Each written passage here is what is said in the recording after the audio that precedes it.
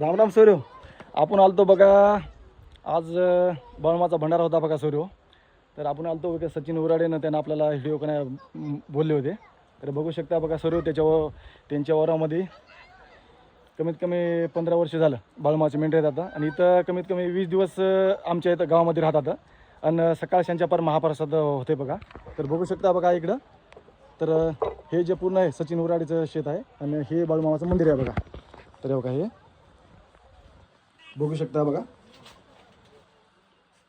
हे बाळूमामाचं मंदिर आहे. आता या अनेक मंदिराचं बांधकाम व्हायचं राहिले. तर बघा आज महाप्रसाद होता बघा बाळूमामाचा भंडारा होता.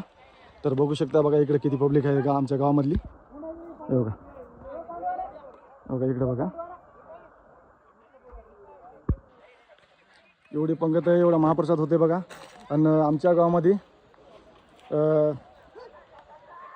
कमीत कमी 15 वर्ष झालं मेंढरे येतात बघा. आणि हे पूर्ण त्याचे शेत आहे, इथं 15-20 दिवस राहतात.